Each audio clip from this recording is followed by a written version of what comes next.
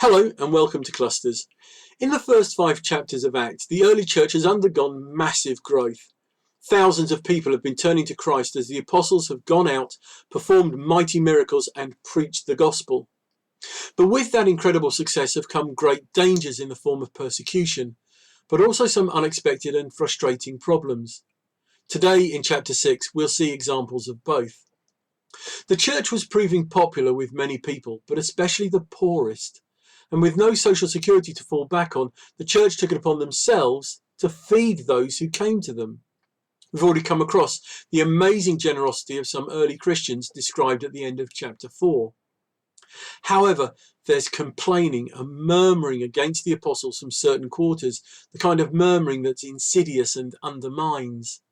Remember the Israelites murmuring against Moses after their dramatic escape from Egypt.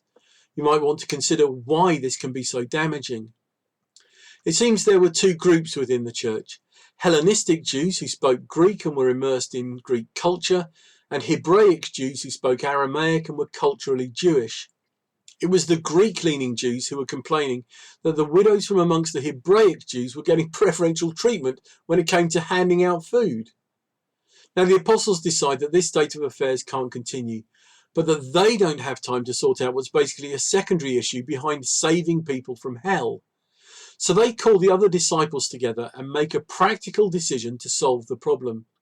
The apostles decide that their priority is preaching the gospel, while other tasks that are important but don't need their direct attention are delegated to others. It's a fascinating insight into the organisation of the early church. But then we switch focus to a situation that will engage us next week, as well as having a knock-on effect that will take us to the end of the book of Acts. A young man named Stephen, who's described as a man full of faith and the Holy Spirit and full of God's grace and power, has been performing mighty works. As a result, he's angering members of a synagogue. They argue with him, but the Holy Spirit speaks great wisdom through Stephen, and they hate it. They decide they need to get rid of him and turn to underhand tactics, paying people to lie, claiming he's been blaspheming God and insulting Moses. Tragically, an angry crowd takes the bait. He's arrested and dragged before the Sanhedrin, the Jewish religious council who we've come across before. They produce many false witnesses, but at the end of it, all the members of the council see that Stephen has the face of an angel. Next week, we meet as Clusters once again, and we'll be looking at chapter 7. There we'll see how Stephen fares before the Sanhedrin.